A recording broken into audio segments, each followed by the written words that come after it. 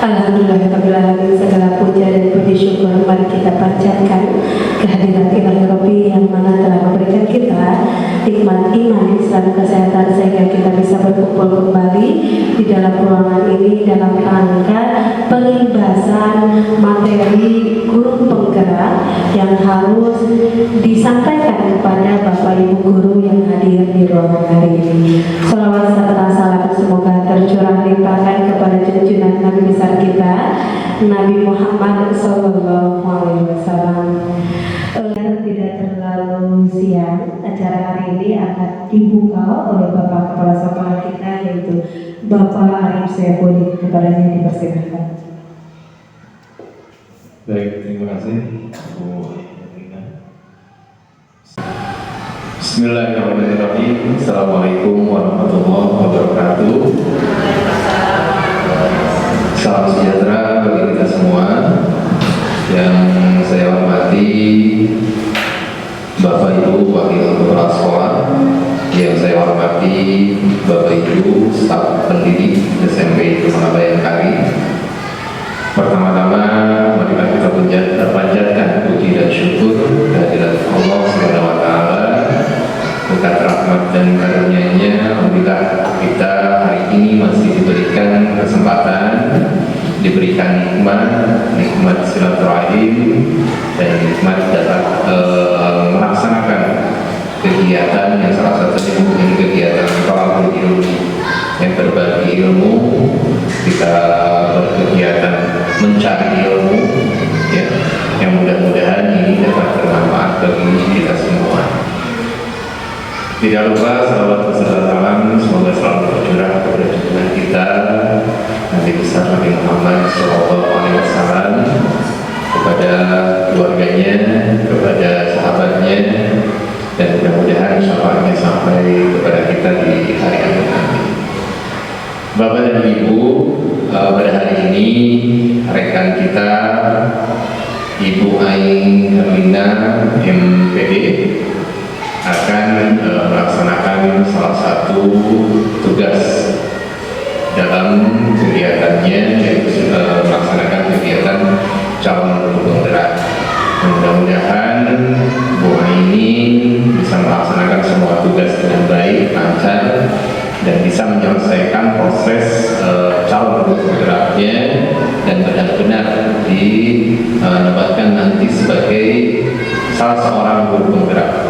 Dan alhamdulillah ini salah satu prestasi yang bagus bagi sekolah, ya, karena di sekolah kita ada salah satu guru yang terpilih sebagai calon guru penggerak. Dan mudah-mudahan ini juga menjadi motivasi bagi kita untuk terus, ya, bisa mengembangkan tadi kompetensi kita sebagai pendidik dengan dinamika pendidikan yang terus berubah, ya, dengan pengetahuan pendidikan yang baru. Dan saat ini kita dihadapkan dengan pengetahuan pendidikan yang baru, yaitu salah satunya yaitu kurikulum merdeka. Nah, mudah-mudahan dengan semakin berkembangnya dunia pendidikan ini, nah kita juga bisa mengikutinya, ya.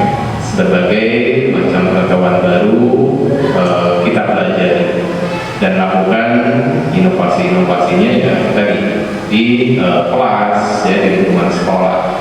Ini mudah-mudahan kegiatan ini yang saya lihat yaitu menyangkut tentang budaya positif, ya, yang salah satunya yaitu pembentukan paradigma mengajar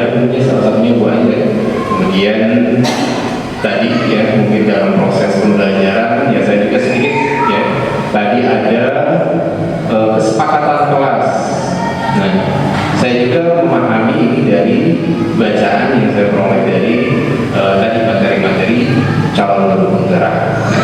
Kalau kitanya tidak bisa mengikuti, ya kita tidak akan tahu. Maka dari itu, walaupun kita bukan CGP atau calon guru penggerak, tapi untuk menambah pengetahuan kita sebagai pendidik, ya kita harus buka-buka informasi, ya, buka-buka informasi perkembangan pendidikan saat ini seperti apa, harus kita ikuti, ya. Nah, ini agar kita bisa beradaptasi terus dengan tadi dinamika dunia pendidikan di Indonesia. Nah, adapun kegiatan ini merupakan salah satu syarat, ya, dalam mengikuti kegiatan calon guru penggerak, ya, dan mudah-mudahan Bu Ai dapat melaksanakannya dengan sebaik mungkin. Dan sekali lagi saya harapkan semoga kegiatan ini menjadi motivasi kita untuk terus mengembangkan kompetensi kita sebagai pendidik. Mungkin itu saja, baik, sambutan dari saya. Mohon maaf bila ada kekurangan, bila ada kata-kata yang tidak berkenan. Wabillahi taufiq wal hidayah. Wassalamualaikum warahmatullahi wabarakatuh. Waalaikumsalam warahmatullahi wabarakatuh. Terima kasih banyak atas sambutan dari Bapak Kepala Sekolah. Tentunya itu adalah support penting Pak dari kami para CGP untuk menyampaikan, mengimbaskan materi yang telah disampaikan. Memang Bapak Nadiem Makarim mengatakan bahwa guru penggerak itu adalah change of the perubahan gitu ya, agen of perubahan gitu. Jadi berharap dengan para CGP ini bisa diimbaskan. Mudah-mudahan juga terima kasih atas kehadiran Bapak Ibu guru hadir pada siang hari ini. Tentu telah membantu saya tentunya dalam penyampaian tugas, dan tentunya insya Allah ini bermanfaat dan bisa merubah paradigma terkait kegiatan budaya positif. Terima kasih banyak. Insya Allah kita akan mulai. Yang positif yang harus saya sampaikan kepada Bapak Ibu guru, yang pertama ada disiplin positif dan nilai-nilai kebajikan universal. Jadi materi kali ini ada beberapa materi yang harus saya sampaikan. Di antaranya, ini tugas saya Bapak Ibu guru, banyak memang. Ada ini. Yang pertama disiplin positif dan nilai-nilai kebajikan universal. Kedua, teori motivasi, hukuman dan penghargaan restitusi. Ketiga, keyakinan kelas. Keempat, kebutuhan dasar manusia dan dunia berkualitas. Kelima, restitusi. Kelima, posisi kontrol. Dan yang keenam adalah restitusi atau segitiga restitusi. Nanti ini berhubungan dengan kesepakatan kelas tentunya. Baik, yang pertama yaitu mengenai disiplin positif dan nilai-nilai kebajikan. Berubah dari paradigma stimulus respon kepada pendekatan teori kontrol. Bila kita ingin membuat kemajuan, perlahan sedikit-sedikit ubahlah sikap atau perilaku Anda. Namun bila kita ingin memperbaiki cara utama kita, maka kita perlu mengubah kerangka acuan kita. Ubahlah bagaimana Anda melihat dunia, bagaimana Anda berpikir tentang manusia. Ubahlah paradigma Anda, skema pemahaman dan penjelasan aspek-aspek tentang realitas. Di sini disampaikan, saya langsung ke materi pokoknya. Ada stimulus respon dan teori kontrol. Stimulus respon ini adalah realita kebutuhan kita sama, tapi pada kenyataannya kebutuhan kita itu berbeda. Lalu yang kedua adalah semua orang melihat hal yang sama. Ternyata seharusnya itu setiap orang berbeda sudut pandangnya. Yang ketiga yaitu kita mencoba mengubah orang agar berpandangan sama dengan kita. Teori kontrolnya, kita berusaha memahami pandangan orang lain tentang dunia. Jadi biasanya yang di otak kita orang itu harus sama, padahal kenyataannya tidak boleh seperti itu. Ada di bawahnya juga, orang lain bisa mengontrol saya. Contoh, Kenapa orang lain bisa mengontrol? Contohnya yaitu, oh saya teh sudah berbuat baik, tapi ada orang yang padahal mah gak boleh gitu. Nah kita teh gak boleh kecewa karena yang bisa mengontrol itu adalah diri kita, bukan orang lain. Tapi kalau masih dipengaruhi oleh orang lain, berarti kita tidak bisa mengontrol diri pribadi. Di sini yang disampaikan. Model berpikir menang atau kalah. Teori kontrolnya model berpikir menang dan menang. Jadi tidak ada menang dan kalah. Selanjutnya,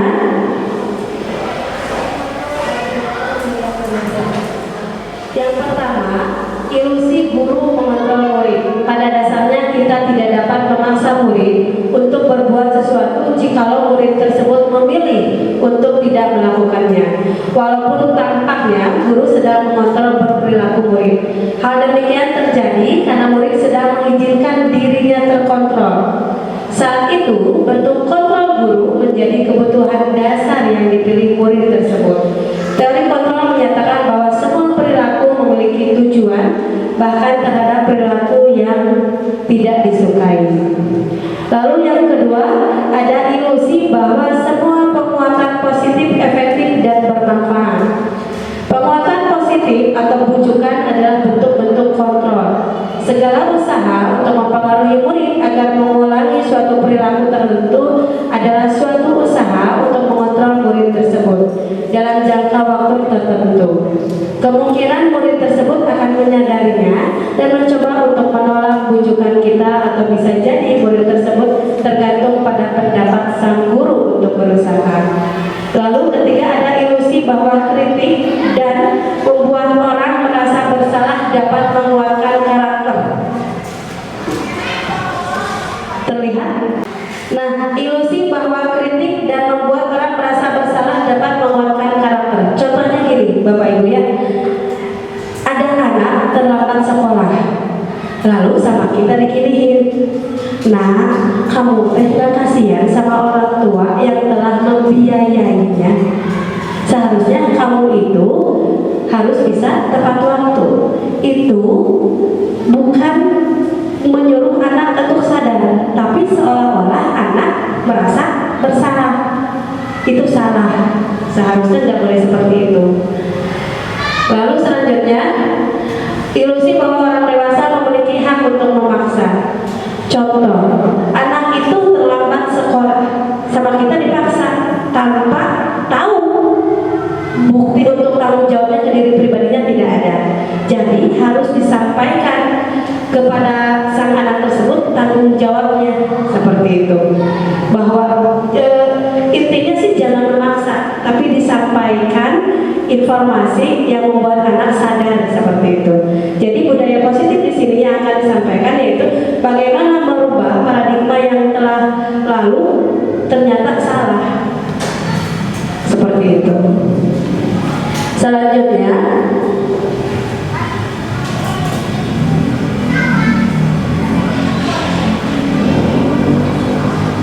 yang tadi ya Bapak Ibu, teori kontrol itu adalah terkait disiplin positif dan nilai kebijakan universal.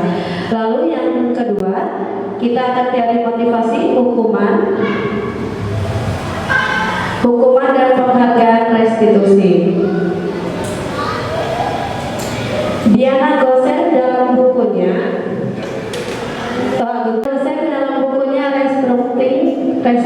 Restructuring School Discipline menyatakan ada 3 motivasi perilaku manusia. Yang pertama, untuk menghindari ketidaknyamanan atau hukuman. Ini adalah tingkat terendah dari motivasi perilaku manusia. Biasanya orang yang motivasi perilakunya untuk menghindari hukuman atau ketidaknyamanan akan bertanya, apa yang akan terjadi apabila saya tidak melakukannya? Itu adalah bentuk hukuman. Sebenarnya mereka sedang menghindari permasalahan yang mungkin muncul dan berpengaruh pada mereka secara fisik, psikologis, maupun tidak terpenuhinya kebutuhan mereka bila mereka tidak melakukan tindakan tersebut. Motivasi ini bersifat eksternal. Lalu yang kedua, disiplin itu untuk mendapatkan imbalan atau penghargaan dari orang lain. satu tingkat di atas motivasi yang pertama. Di sini orang berperilaku untuk mendapatkan imbalan atau penghargaan dari orang lain. Orang dengan motivasi ini akan bertanya, apa yang akan saya dapatkan apabila saya melakukannya? Mereka melakukan sebuah tindakan untuk mendapatkan pujian dari orang lain yang menurut mereka penting dan mereka letakkan dalam dunia berkualitas mereka. Mereka juga mengatakan melakukan sesuatu untuk mendapatkan hadiah, pengakuan, atau imbalan. Motivasi ini bersifat eksternal. Makanya di guru penggerak, Bapak Ibu, sanksi atau hukuman atau reward itu tidak ada. Jadi di dalam materi guru penggerak itu ditekankan ke lebih kesadaran diri pribadi mereka dan bertanggung jawab. Jadi hukuman sama reward itu tidak ada. Karena nantinya seperti ini, saya melakukan ini karena imbalan, saya melakukan ini karena hukuman, seperti itu. Selanjutnya, untuk menjadi orang yang mereka inginkan dan menghargai diri sendiri dengan nilai-nilai yang mereka percaya. Dengan motivasi ini akan bertanya, akan menjadi orang seperti apabila saya melakukannya. Akan menjadi orang seperti apa apabila saya melakukannya. Mereka melakukan sesuatu karena nilai-nilai yang mereka yakini dan hargai. Iva kurang menguasai pelajaran matematika, sehingga pada saat pelajaran tersebut berlangsung, dia lebih banyak berdiam diri atau menggambar di buku pelajarannya. Pada saat guru matematikanya, Pak Seno, menanyakan, pertanyaan Iva menjadi gugup dan tak sengaja menjatuhkan tasnya dari kursi, serta tiba-tiba menjadi gagap pada saat berupaya menjawab. Seluruh kelas pun tertawa melihat perilaku Iva yang bicara tergagap-gagap dan terkejut tersebut. Pak Seno pada saat itu membiarkan teman-teman Iva menertawakan Iva yang tergagap dan malu luar biasa, dan malahan minta Iva untuk maju ke depan dan berdiri di depan kelas sambil menunjuk hidungnya karena tidak bisa menjawab pertanyaan Pak Seno. Kelas makin gaduh dan anak-anak pun tertawa melihat Iva di depan kelas memegang ujung hidungnya. Apakah Anda setuju dengan tindakan Pak Seno terhadap Iva? Tidak. Lalu, apakah Iva ini termasuk hukuman atau konsekuensi? Hukuman. Kenapa hukuman?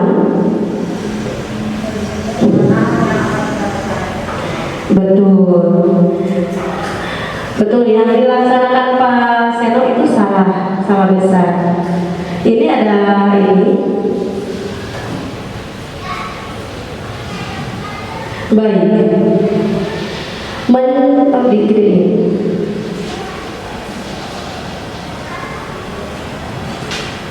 Ini pilihannya hukuman atau konsekuensi.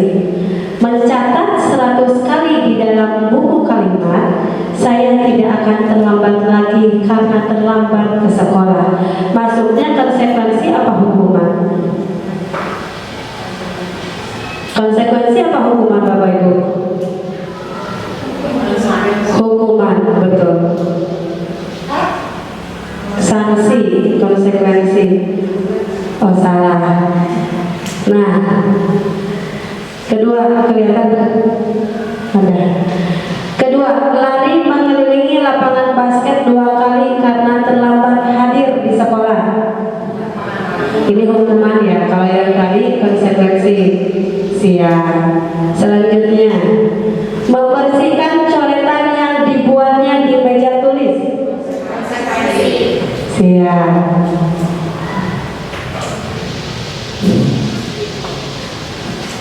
Murid diminta untuk push up 15 kali karena tidak menggunakan masker ke sekolah. Hukuman, betul. Menggantikan kertas tugas teman yang telah dicoret-coret.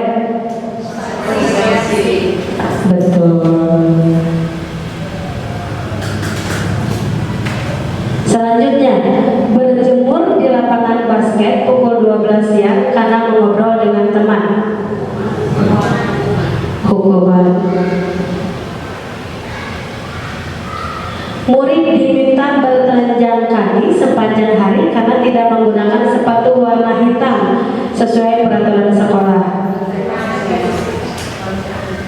Yo, berhubungan dengan kesiswaan ya.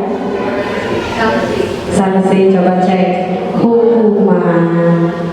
Jadi hukuman ini nanti ada kesimpulannya. Apa yang membedakan sanksi sama hukuman? Lalu berdiri di depan kelas sambil mengangkat kaki satu karena tidak bisa menjawab pertanyaan. Duduk di bangku di pinggir lapangan pada jam istirahat, tidak diizinkan bermain oleh guru piket karena mencederai teman saat bermain di lapangan. Duduk di bangku di pinggir lapangan pada saat jam istirahat, tidak diizinkan bermain oleh guru piket karena mencederai teman saat bermain di lapangan. Hukuman sanksi? Sanksi? Hukuman.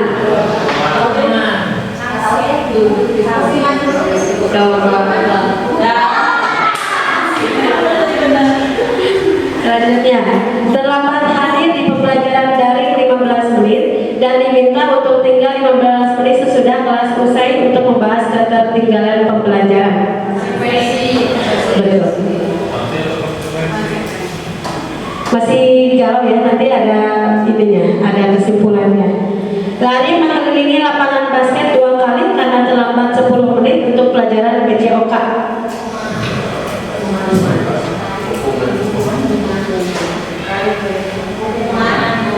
Oke, cek.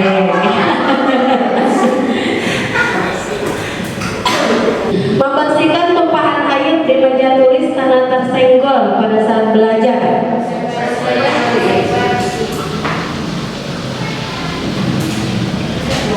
Kehilangan 10 menit jam istirahat untuk mengerjakan tugas karena terlambat datang dan tertinggal pelajaran selama 10 menit. Peraturan tentang penggunaan gaya pada saat mengendarai kendaraan roda 2 atau motor. Mungkin jawabannya adalah untuk keselamatan. Kedua, mengapa kita memiliki peraturan tentang penggunaan masker dan mencuci tangan setiap saat? Mungkin jawabannya adalah kesehatan dan keselamatan.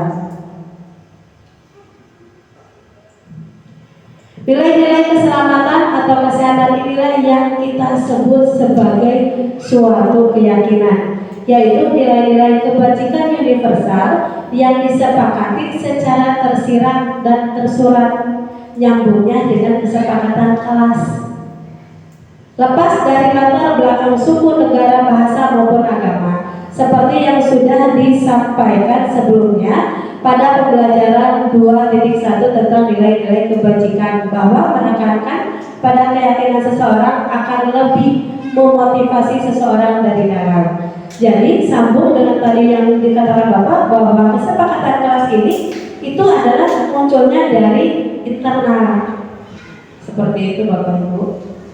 Kita lanjut saja ke materi selanjutnya.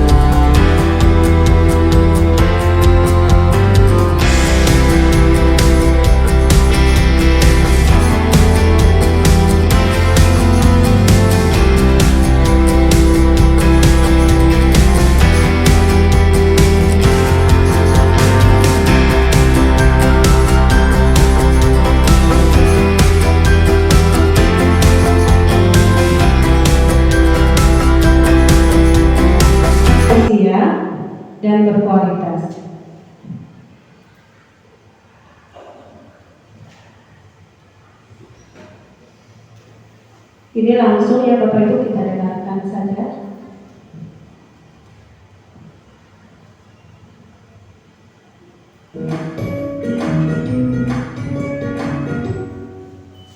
Salam dan bahagia Ibu dan Bapak guru hebat.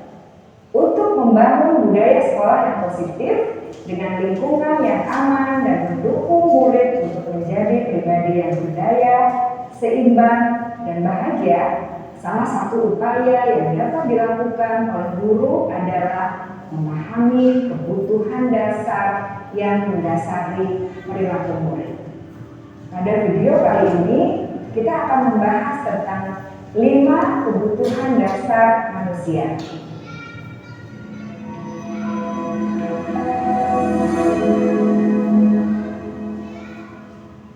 Ki Hajar Dewantara dalam salah satu kutipannya menyatakan, kita ambil contoh perbandingannya dengan hidup tumbuh-tumbuhan.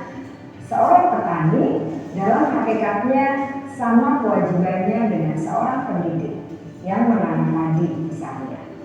Hanya dapat menuntun tumbuhnya padi. Ia dapat memperbaiki kondisi tanah, memelihara tanaman padi, memberi pupuk dan air, membasmi ulat-ulat atau jamur-jamur yang mengganggu hidup tanaman padi, dan lain sebagainya. Ketika guru memahami kebutuhan apa yang mendasari perilaku murid, dan guru berusaha menuntun dan mendukung murid dalam memenuhi kebutuhannya secara positif, pada hakikatnya guru tersebut ibarat seorang petani yang sedang berusaha memahami kebutuhan masing-masing tanaman, dan ia berusaha memenuhi kebutuhan tanaman tersebut agar dapat tumbuh dengan subur dan maksimal. Dr. William Glasser, seorang psikiater dari Amerika Serikat, menyatakan bahwa seluruh tindakan manusia memiliki tujuan tertentu, yaitu memenuhi kebutuhan dasar. Ketika kelima kebutuhan dasar telah terpenuhi secara memadai, maka murid akan tumbuh dengan seimbang dan bahagia. Sebaliknya, ketika kebutuhan dasar tidak terpenuhi dengan baik, maka seseorang akan mengalami emosi negatif seperti bosan, sedih, dan kecewa. Bahkan mereka dapat melakukan perbuatan yang bertentangan dengan nilai-nilai kebajikan atau melanggar peraturan. Dengan kata lain, perilaku buruk seseorang biasanya adalah respons dari kebutuhan yang tidak terpenuhi. Namun, mereka tidak tahu cara untuk menyampaikannya. Ada 5 kebutuhan dasar manusia menurut Dr. William Glasser, yaitu yang pertama, kebutuhan untuk bertahan hidup atau survival. Yang kedua, kebutuhan untuk merasa diterima atau love and belonging.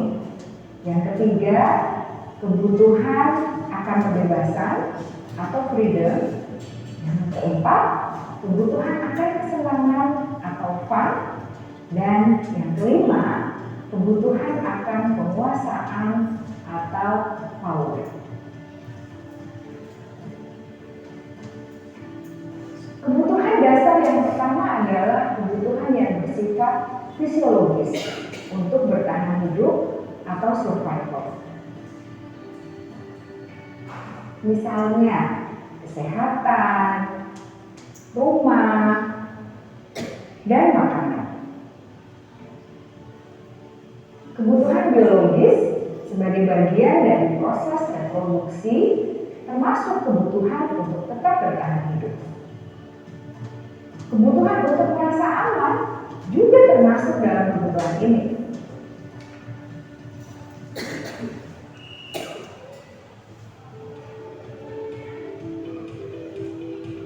Agar murid dapat belajar dengan baik, kebutuhan mereka akan merasa aman, pangan, sandang, dan papan harus terpenuhi.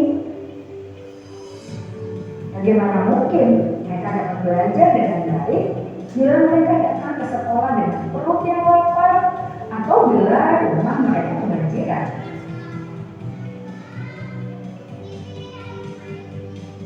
Setelah kita mengetahui kebutuhan pertama yang sebagian besar bersifat fisiologis, mari kita lihat kebutuhan kedua sampai kelima yang semuanya berhubungan dengan psikologis. Mari kita lihat kebutuhan yang kedua, yaitu kebutuhan akan perasaan diterima oleh kelompok atau komunitasnya, atau kebutuhan love and belonging. Kebutuhan ini meliputi keinginan untuk tetap terhubung dengan orang lain seperti teman, keluarga, teman kerja, dan kelompok di mana kita tergabung. Setiap murid ingin menjadi bagian yang berharga dari kelas dan juga sekolah. Mereka juga ingin diterima oleh orang lain dan kelompoknya. Bahkan, murid yang terlihat paling cuek pun jauh di dasar hatinya pasti ingin merasa diterima. Sebagai guru, seharusnya kita dapat menerima murid kita apa adanya, sesuai dengan kodratnya. Karena setiap murid adalah unik. Mereka memiliki kekuatannya masing-masing, sehingga guru seharusnya bisa menciptakan kesempatan untuk murid berkolaborasi dan memiliki ikatan emosi satu sama lain. Murid-murid yang memiliki kebutuhan yang besar untuk merasa diterima, biasanya mereka belajar karena suka pada gurunya, dan mereka juga suka bekerja dalam kelompok.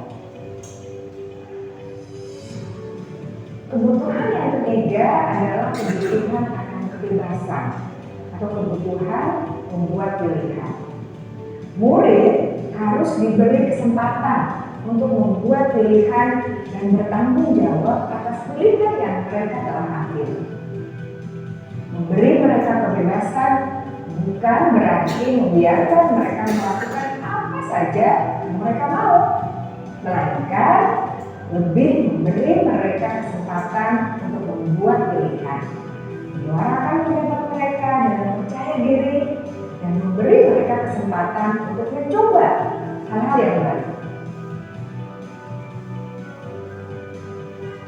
Pembelajaran dengan metode yang beragam dan menarik juga akan memenuhi kebutuhan murid tentang kebebasan ini.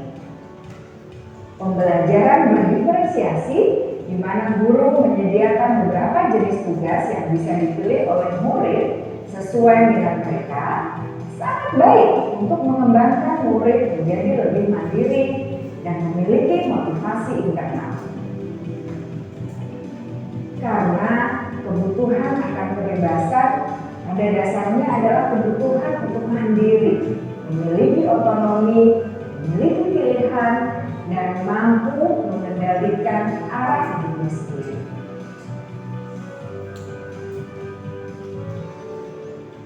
Kebutuhan yang keempat adalah kebutuhan akan kesenangan. Bayangkan Bapak Ibu, hidup tanpa rasa senang, betapa menyedihkannya. Glasser menghubungkan kebutuhan akan kesenangan dengan belajar. Jangan sepelekan kebutuhan murid untuk merasa senang di kelas. Sebagai guru, jangan ragu-ragu untuk dengan sengaja memasukkan kegiatan yang menyenangkan dalam kelas. Murid-murid dengan kebutuhan dasar kesenangan yang tinggi ingin menikmati apa yang mereka lakukan. Mereka juga konsentrasi tinggi saat mengerjakan hal-hal yang disenangi.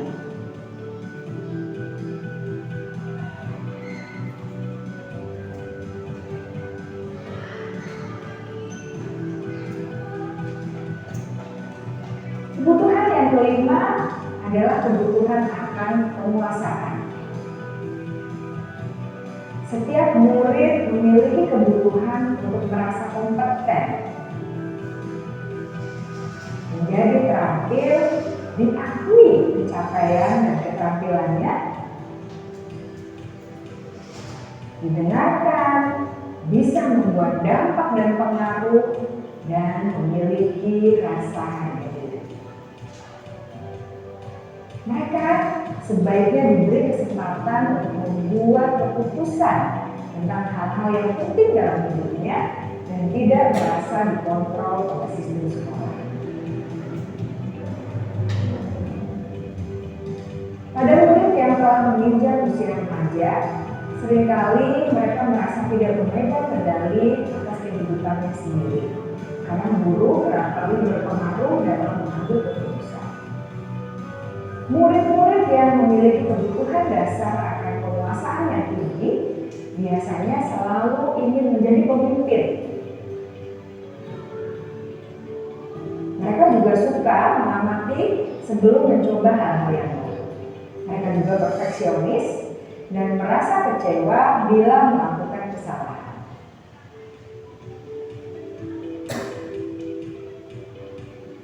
Ibu dan bapak guru sangatlah penting bagi kita untuk mengetahui kebutuhan dasar murid-murid agar kita memahami alasan dibalik sikap dan tingkah laku mereka.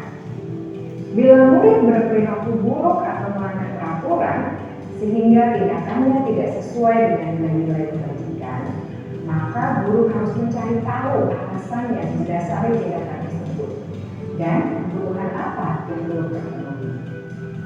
Melalui percakapan dengan guru dalam pendekatan disiplin positif, murid dapat diajak untuk bersikap reflektif dalam mengenali kebutuhan-kebutuhan yang berusaha mereka penuhi dan mendasari tindakan mereka.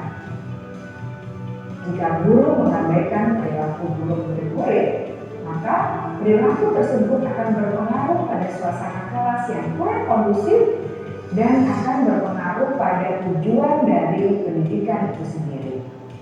Ibu bapak guru hebat, mari kita menjadi guru yang lebih baik dengan memahami kebutuhan dasar murid-murid kita dan senantiasa memimpin mereka untuk menjadi pribadi yang berdaya, seimbang, dan bahagia. Salam dan bahagia, ibu dan bapak guru hebat. Itu adalah kebutuhan dasar Bapak Ibu. Selanjutnya yang tadi video tadi mengatakan ada lima kebutuhan manusia. Seperti halnya anak tidak mengerjakan tugas, itu dicek apakah kebutuhan apa yang belum terpenuhinya, seperti itu. Ini ada rest 5 posisi kontrol. Adik yang terlambat hadir di sekolah, itu adalah kasusnya. Yang pertama ada penghukum. Seorang penghukum bisa menggunakan hukuman fisik maupun verbal. Orang-orang yang menjalankan posisi penghukum senantiasa mengatakan bahwa sekolah memerlukan sistem atau alat yang dapat lebih menekankan murid-murid lebih dalam lagi. Guru-guru yang menerapkan posisi penghukum akan berkata, "Patuhi aturan saya," atau "Awas, kamu selalu saja salah. Pasti selalu yang terakhir selesai." Guru seperti ini senantiasa percaya hanya ada satu cara agar pembelajaran bisa berhasil, yaitu cara dia. Penghukum nada suara tinggi, bahasa tubuh, mata melotot, dan jari menunjuk-nunjuk menghardik. Terlambat lagi, pasti terlambat lagi, selalu datang terlambat. Kapan bisa datang tepat waktu? Tanyakan kepada diri Anda, bagaimana perasaan murid bila guru berbicara seperti itu pada saat muridnya datang terlambat. Hasilnya, kemungkinan murid marah dan mendendam atau bersifat agresif. Bisa jadi sesudah kembali duduk, murid tersebut akan mencoret-coret bukunya atau meja tulisnya. Lebih buruk lagi, sepulang sekolah, murid melihat motor atau mobil bapak ibu guru akan menggores kendaraan tersebut dengan paku. Jadi, kalau dengan metode penghukum ada rasa dendam di siswa. Kedua, membuat merasa bersalah. Pada posisi ini biasanya guru akan bersuara lebih lembut. Pembuat rasa bersalah akan menggunakan keheningan yang membuat orang lain merasa tidak nyaman, bersalah atau rendah diri. Kata yang keluar seperti ini. Ibu sangat kecewa sekali dengan kamu. Beberapa kali Bapak harus memberitahu kamu ya. Gimana coba kalau orang tua kamu tahu kamu berbuat begini? Di posisi ini, murid akan memiliki penilaian diri yang buruk tentang diri mereka. Murid merasa tidak berharga dan telah mengecewakan orang-orang disayanginya. Membuat merasa bersalah, nada suara memelas, halus sedih, bahasa tubuh merapat pada anak atau lesu. Adik, kamu ini bagaimana ya? Kamu sudah berjanji dengan ibu tidak akan terlambat lagi. Kamu kenapa ya? Senang sekali mengecewakan ibu. Ibu benar-benar kecewa sekali. Bagaimana perasaan murid bila ditegur seperti cara ini? Hasil, murid akan merasa bersalah telah mengecewakan ibu. Selanjutnya, ada rasa teman. Guru pada posisi ini tidak akan menyakiti murid, namun akan tetap berupaya mengontrol murid melalui persuasi. Posisi teman pada guru bisa negatif atau positif. Guru di posisi teman menggunakan hubungan baik dan humor untuk mempengaruhi seseorang. Mereka akan berkata, ayo bantulah demi Bapak ya. Ayo ingat tidak bantuan Bapak selama ini. Ya sudah, kali ini tidak apa-apa, nanti dibantu dibereskan. Hal negatif dari posisi teman adalah bila suatu saat guru tersebut tidak membantu, maka murid akan kecewa dan berkata, saya pikir Bapak Ibu teman saya. Murid merasa dikecewakan dan tidak mau lagi berusaha. Hal ini yang mungkin timbul adalah murid hanya akan bertindak untuk guru tertentu dan tidak untuk guru lainnya. Murid akan tergantung pada guru tersebut. Lalu yang keempat ada posisi pemantau. Memantau berarti mengawasi. Pada saat kita mengawasi, kita bertanggung jawab atas perilaku orang-orang yang kita awasi. Pertanyaan yang mungkin, peraturannya apa? Apa yang telah kamu lakukan? Sanksi atau konsekuensinya apa? Seorang pemantau sangat mengandalkan perhitungan, catatan, data yang dapat digunakan sebagai bukti atas perilaku seseorang. Posisi ini akan menggunakan stiker, slip catatan, daftar cek. Posisi pemantau sendiri berawal dari teori stimulus respon yang menunjukkan tanggung jawab guru adalah mengontrol murid. Pemantau nada suara datar, bahasa tubuh formal. Adik, tahukah kamu jam berapa kita memulai? Tahu Pak, kamu terlambat 15 menit. Apakah kamu sudah mengerti konsekuensi yang dilakukan bila terlambat? Paham Pak, saya harus tinggal kelas pada jam istirahat nanti dan mengerjakan tugas ketertinggalan saya. Ya benar, nanti pada saat yang istirahat kamu harus tinggal di kelas untuk menyelesaikan tugas yang tertinggal tadi. Saya tunggu. Bagaimana perasaan murid? Hasil, murid memahami konsekuensi yang harus dijalankan karena telah melanggar salah satu peraturan sekolah. Guru tidak menunjukkan suatu emosi yang berlebihan, menjadi marah atau membuat merasa bersalah. Murid tetap dibuat tidak nyaman, yaitu dengan harus tinggal kelas pada waktu jam istirahat dan mengerjakan tugas. Guru tetap harus memantau murid pada saat mengerjakan tugas di jam istirahat karena murid tidak bisa tinggal sendiri. Dan yang terakhir, 5 posisi penting yaitu manajer. Ini yang harus dimiliki oleh kita semua tentunya. Posisi terakhir adalah manajer. Posisi di mana guru berbuat sesuatu bersama dengan murid, mempersilahkan murid mempertanggungjawabkan perilakunya, mendukung murid agar dapat menemukan solusi atas permasalahannya sendiri. Seorang manajer telah memiliki keterampilan di posisi teman maupun pemantau, dan dengan demikian bisa jadi di waktu-waktu tertentu kembali kepada kedua posisi tersebut bila diperlukan. Di manajer, murid diajak untuk menganalisis kebutuhan dirinya maupun kebutuhan orang lain. Di sini penekanan bukan pada kemampuan membuat konsekuensi, namun dapat berkolaborasi dengan murid bagaimana memperbaiki kesalahan yang ada. Seorang manajer akan berkata, apa yang kita yakini? Apakah kamu meyakininya? Jika kamu meyakininya, apakah kamu bersedia memperbaikinya? Jika kamu memperbaiki ini, hal ini menunjukkan apa tentang dirimu? Apa rencana kamu untuk memperbaiki hal ini? Tugas seorang manajer bukan untuk mengatur perilaku seseorang. Kita membimbing murid untuk dapat mengatur dirinya. Seorang manajer bukannya memisahkan murid dari kelompoknya, tetapi mengembalikan murid tersebut ke kelompoknya dengan lebih baik dan kuat. Bisa jadi dalam praktik penerapan disiplin, kita akan kembali ke posisi teman atau pemantau.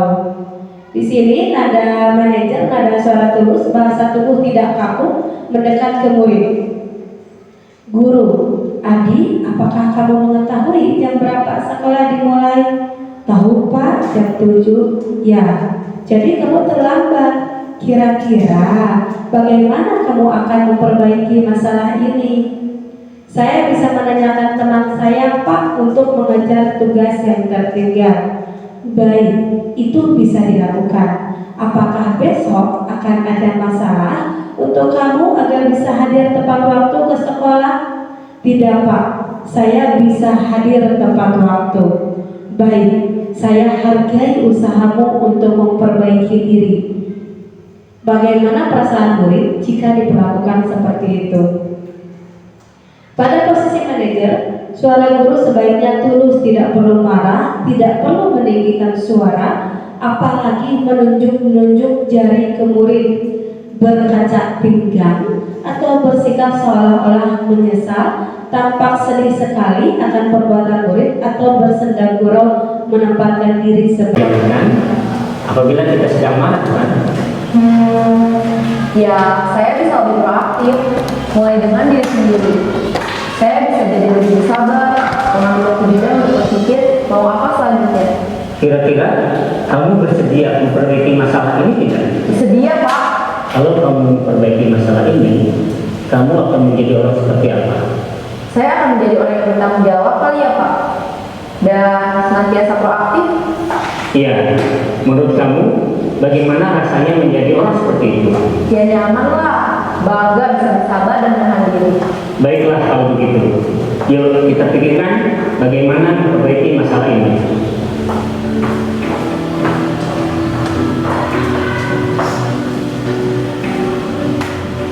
Ibu dan Bapak guru hebat, baru saja kita menyaksikan contoh bagaimana seorang guru berada dalam posisi manajer menggunakan penerapan segitiga restitusi. Mari kita bahas satu persatu. Pada sisi pertama, menstabilkan identitas berdasarkan pada prinsip bahwa membuat kesalahan adalah bagian dari proses pembelajaran. Dari segitiga ini berperan menggeser identitas murid dari identitas gagal ke identitas sukses. Murid yang sedang bertingkah laku yang tidak pantas atau menarik diri saat itu sedang mengalami identitas gagal.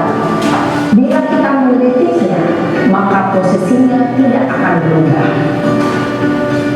Kita bisa mengajukan pernyataan-pernyataan ini. 1. Membuat kesalahan sesuatu yang wajar. 2. Manusia tidak ada yang sempurna. 3. Kita bisa memperbaiki masalah ini. 4. Saya tidak menanyakan kesalahannya. Saya lebih fokus bagaimana memperbaiki masalah ini. 5. Apakah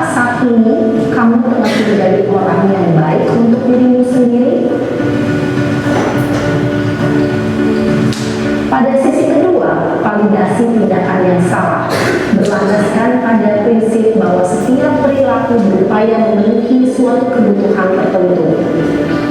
Guru yang telah memahami teori kontrol akan bergeser dari pemikiran stimulus respon menjadi proaktif dan mencoba untuk mengenali tujuan dari perilaku murid, mengenali dan mengakui kebutuhan murid ini dapat memperbaiki hubungan dengan murid tersebut.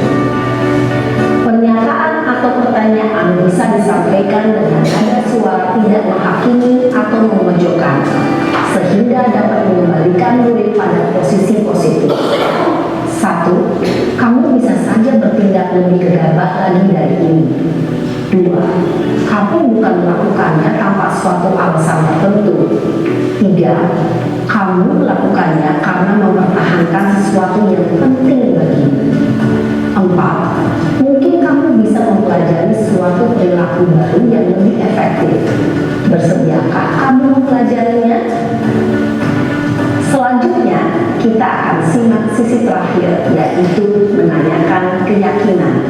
Teori kontrol menyatakan bahwa pada dasarnya kita termotivasi secara intrinsik.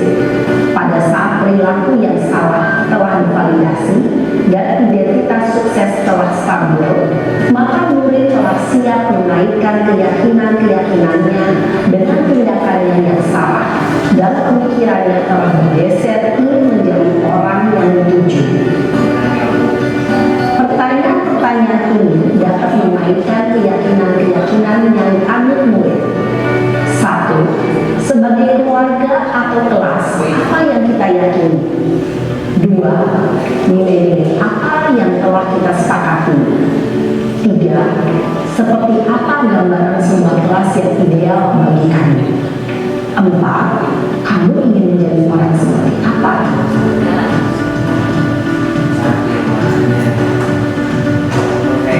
Dalam menerapkan segitiga restitusi, perlu diperhatikan beberapa hal, yaitu 1. Perilaku yang salah perlu dikaitkan dengan nilai-nilai atau keyakinan-keyakinan yang telah disepakati atau dituju. 2. Kesediaan orang yang melakukan kesalahan untuk memperbaiki masalah. 3. Pemecahan masalah sebisa mungkin relevan atau memiliki hubungan dengan masalah yang ada. 4. Usaha. Perlu adanya suatu usaha perbaikan dari pihak yang berbuat kesalahan. 5. Waktu. Perlu didedikasikan waktu dari pihak yang berbuat kesalahan. Tanyakan kapan akan mulai diberlakukan usaha untuk memperbaiki masalah. Dengan memahami struktur penerapan segitiga restitusi, diharapkan guru dapat menerapkan posisinya sebagai manajer dengan mengajukan pertanyaan-pertanyaan bermakna yang dapat membuat murid menjadi lebih percaya diri, bertanggung jawab, dan mandiri. Nah, ibu bapak guru perlu tidaknya mengikuti ketiga tahapan dalam segitiga restitusi bergantung pada ringan beratnya suatu permasalahan. Misalnya, bila permasalahan tersebut ringan, maka tidak perlu dijalankan secara berurutan. Bahkan bisa semudah menanyakan apa keyakinan yang kita sepakati. Dengan menjalankan segitiga restitusi, dengan mengajukan pertanyaan-pertanyaan bermakna, diharapkan murid menjadi lebih kuat secara pribadi, dapat membuka wawasan murid agar dapat menyelesaikan permasalahannya sendiri, semakin percaya diri, mandiri, dan merdeka. Salam dan bahagia, ibu bapak guru hebat. Baik, Bapak Ibu Guru, itu adalah materi terakhir pada hari ini. Ada beberapa yang tadi telah disampaikan, ada 6 materi. Semoga bermanfaat dan bisa diterapkan nanti kepada peserta didik. Ada yang ditanyakan, Bapak Ibu, jelas ya? Jelas, mungkin kita bisa berubah paradigma tadi, bagaimana seharusnya kita menjadi guru. Baik, Bapak Ibu, ini sudah semua tersampaikan. Mohon maaf mengganggu waktunya, dari 60 menit ternyata 14.34 gitu ya. Terima kasih banyak atas kehadiran Bapak Ibu Guru. Memang ini adalah bagian dari tugas saya untuk menyampaikan. Tapi memang menyampaikannya harus sesuai dengan dari materinya, tidak bisa saya simpulkan gitu karena takutnya ada yang salah. Jadi saya langsung materinya dari materi guru penggerak. Semoga bermanfaat dan semoga bisa diambil hikmahnya seperti itu. Untuk sebagai dokumentasi minta satu kesan atau pesan terkait materi hari ini. Mangga ada yang berkenan? Bu Erika saja ya.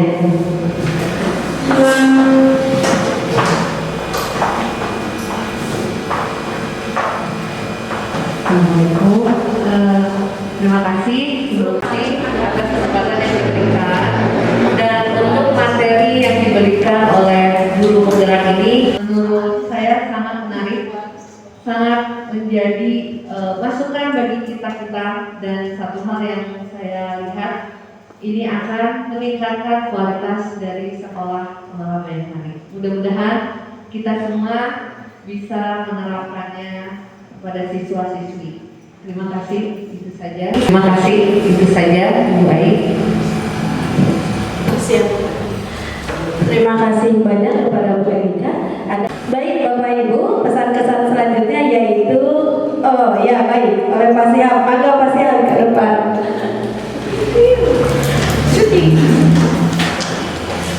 Ya, terima kasih. Assalamualaikum warahmatullahi wabarakatuh. Dengan materi yang tadi disampaikan banyak ya pengalaman yang harus diambil. Pertama dari kita sebagai pendidik, cara menangani anak, cara menghukum atau memberikan hukuman, memberi sanksi itu kan selama ini kita terlalu mengandalkan emosi gitu ya. Tapi mudah-mudahan dengan adanya materi ini kita mengkoreksi diri pribadi, kemudian introspeksi kita masing-masing, apa yang sudah terjadi ke belakang dengan adanya materi ini tidak terulang lagi. Ini itu kesan-kesannya untuk semuanya, mungkin bukan untuk diri saya, tapi untuk semuanya juga mungkin itu yang harus kita lakukan kepada siswa-siswa. Terima kasih. Siap, terima kasih. Beri tepuk tangan yang meriah Bapak Ibu Guru untuk Pak Siap. Terima kasih banyak.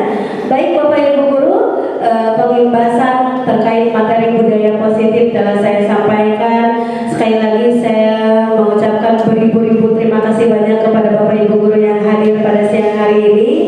Tentu tanpa support dukungan Bapak Ibu Guru dan apalagi Bapak Kepala Sekolah yang bersedia hadir, dan memang saya kuat adalah dari Bapak Kepala Sekolah dan tentu dari Bapak Ibu Guru. Semoga saya juga bisa segera cepat membereskan ilmu ini, materi dari guru penggerak ini. Akhir kata, mohon maaf yang sebesar-besarnya.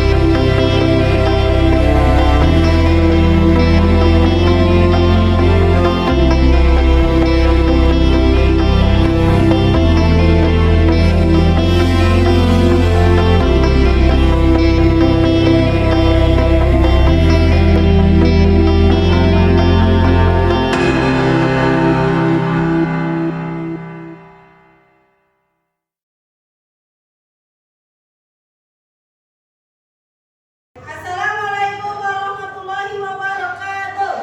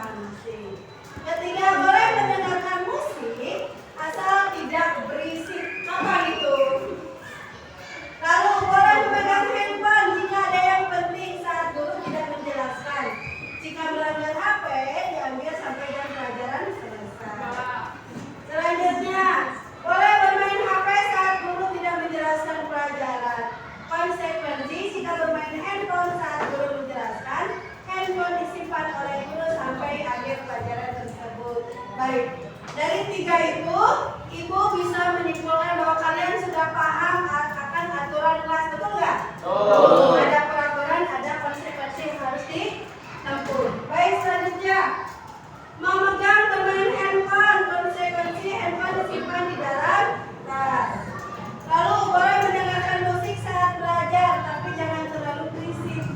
Lalu sampai ke telinga, kalau guru mengajar kalian dengarkan musik, bagaimana sampai ke telinga kalian? Sama bohong ya kalau. Selanjutnya boleh main handphone kalau tugas sudah selesai. Kalau melanggar handphone-nya disita saja. Boleh mengobrol bersama teman kalau tugas yang diberikan sudah selesai. Jika melanggar, murid tersebut saat belum selesai tugasnya. Apa itu? Selanjutnya, murid bisa mendengarkan setiap penjelasan yang diberikan oleh guru. Kesepakatan boleh bermain handphone jika tugas sudah selesai. Oke.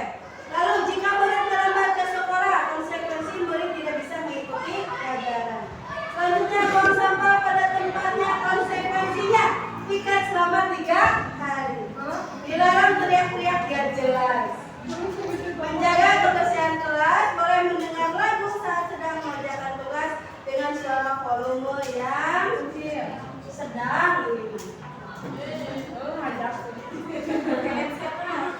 Lalu boleh memakai handphone asalkan tugas sudah selesai. Kalau melanggar atau bermain handphone pada saat belajar, sita saja HP-nya. Konsekuensi tidak bermain HP pada saat belajar. Lalu selanjutnya, piket sesuai jadwalnya. Konsekuensi denda. Datang sesuai jam pelajaran. Jika telat, tidak ikut belajar selama 1 jam pelajaran. Tidak main handphone kecuali disuruh. Sita HP selama jam pelajaran. Tidak keluar saat jam pelajaran. Konsekuensinya hukuman. Lalu buang sampah ke tempatnya. Jika tidak, denda 2.000 kak. Boleh bermain handphone asalkan tugas sudah selesai. Jika melanggar bermain saat belajar, handphonenya disita selama 1 hari. Berarti 24 ya? Selanjutnya boleh bermain handphone asal saat diizinkan bermain HP. Jika melanggar dikenakan denda 2.000. Tidak boleh keluar kelas pada jam pelajaran. Jika melanggar denda sebesar 10.000. Piket sesuai jadwalnya. Jika melanggar denda sebesar 5K. 5K berapa? 5.000. Boleh bermain handphone asalkan tidak mengganggu jam pelajaran. Jika mengganggu, denda sebesar 2.000. Ini anaknya Greater Spain. Selanjutnya, gak apa-apa, bapak jadi ibu. Keinginan memegang bermain handphone, konsekuensinya handphone disimpan saat pelajaran dimulai. Kalau telat masuk, tidak akan mengikuti jam pelajaran. Jika melanggar, akan kena hukuman atau denda. Boleh mendengarkan musik asal tidak terlalu keras volume.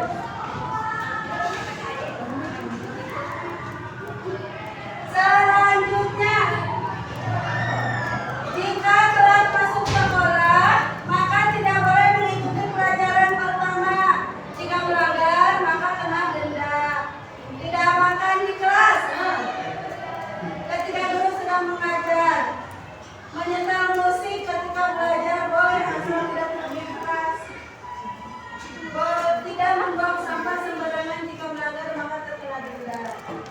Harus piket saat pulang sekolah, jangan pacaran di kelas. Yogi. Masuk sekolah tepat waktu. Tidak boleh ada yang nakal di saat jam pelajaran. Kalau ditagih uang kas harus bayar. Kecuali kalau nggak bekal uang jajan. Tidak boleh ada pembulian di dalam kelas. Tukang bully. Piket denda 5.000. Masuk uang kas. Jangan buang sampah di bawah meja.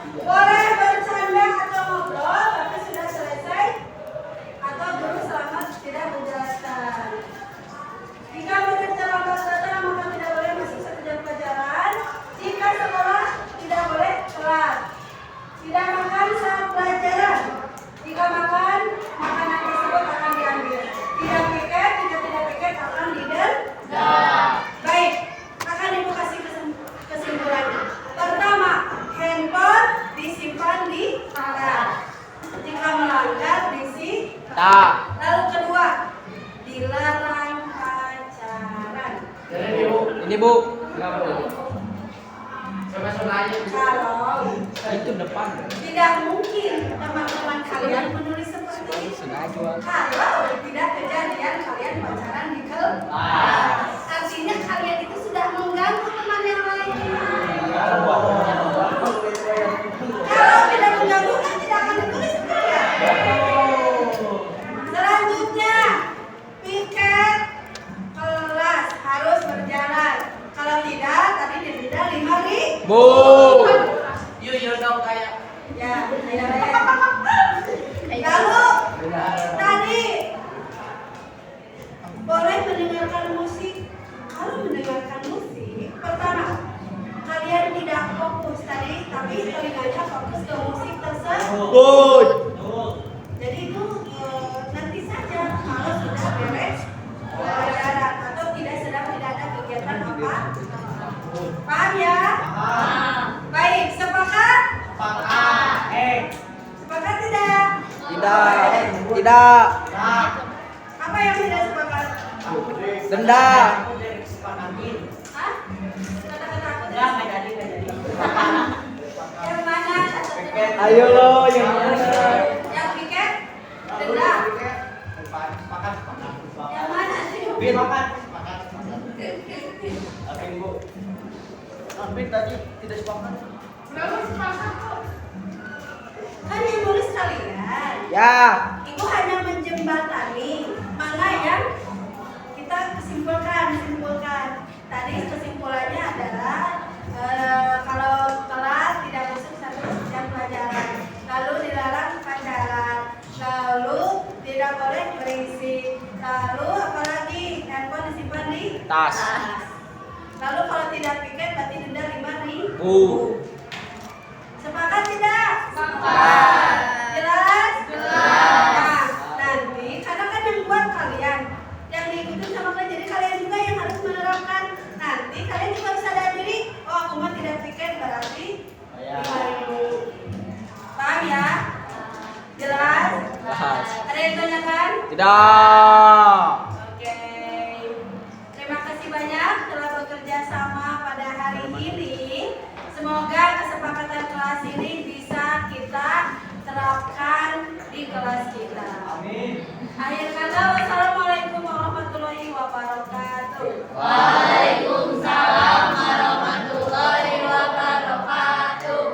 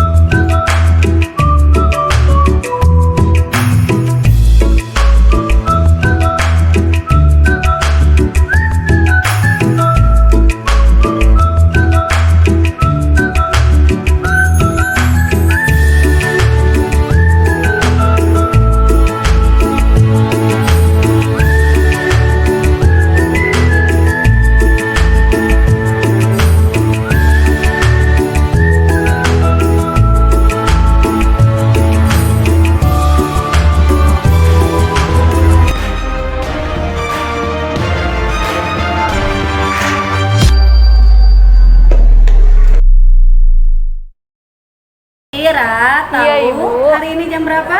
Jam 7 pagi. Nah, Ira terlambat kan? Iya. Nah, konsekuensi peraturannya kalau Ira terlambat bagaimana? Tertinggal satu pelajaran sekolah. Nah, Ira sudah paham kan? Sudah. Nah, bagaimana cara memperbaiki Ira untuk mengatasi ketinggalan pelajaran? Menanya ke teman pelajaran yang tadi dipelajari agar tidak tertinggal. Nah, jika besok kira-kira Ira ada masalah tidak? Sebenarnya tidak. Berarti Ira besok bisa lebih pagi lagi kan? Bisa Ibu. Baik, nah berarti Ibu akan hargai usaha Ira. Jadi Ibu tunggu besok supaya Ira tidak terlambat lagi ya. Baik Ibu, terima kasih. Sama-sama Ira.